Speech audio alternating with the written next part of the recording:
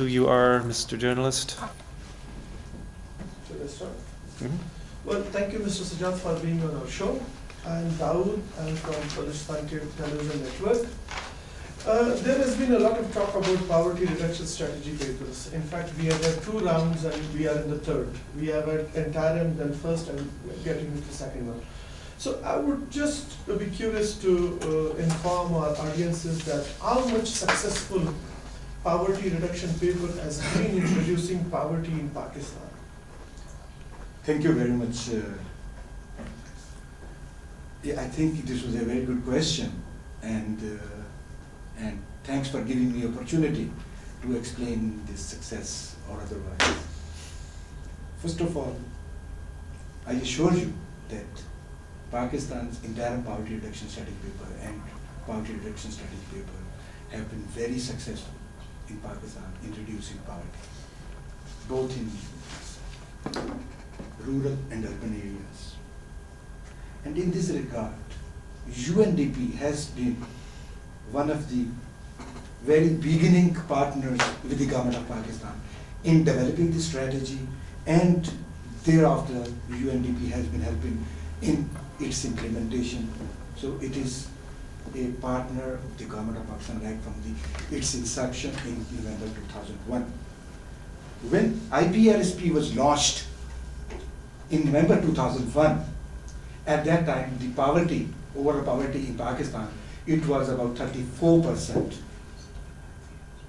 And very recently, PSLM survey has been carried out, which gives the picture in 2005-2006. And according to the latest estimates, the poverty has gone down from 34% to 22%. So this is how this has been implemented and the success of the PRSP.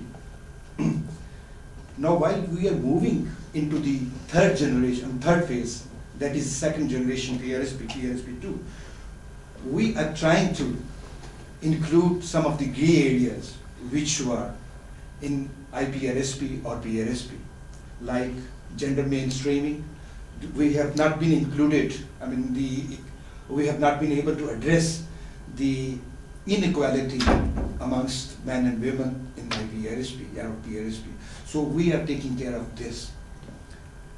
And I hope you will agree to me that you must have noticed, these have been in the economic survey of Pakistan, the latest results of the poverty.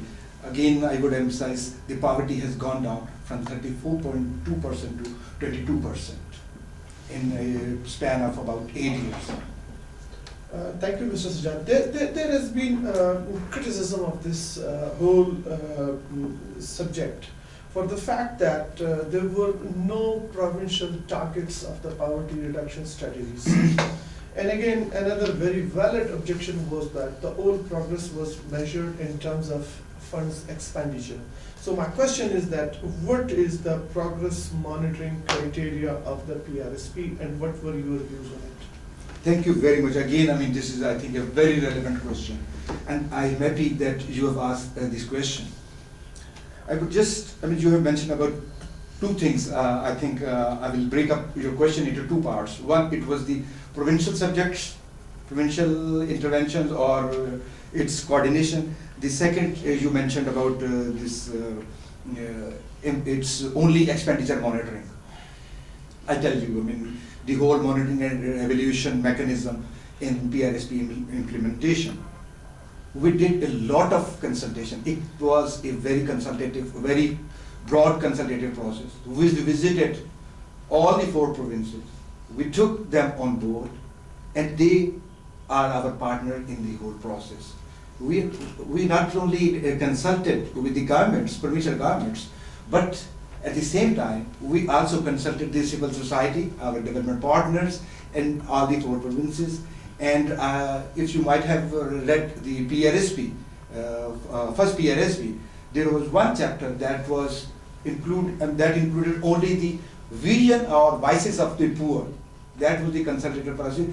We did this consultative process not by the government platform, but through NRSP, National Rural Support Program Network. They did this poverty diagnosis on behalf of Government of Pakistan. So this touches your first question, that consultative process. All the 4 provinces were on board. The second one, you mentioned about that we are only monitoring or tracking the expenditures.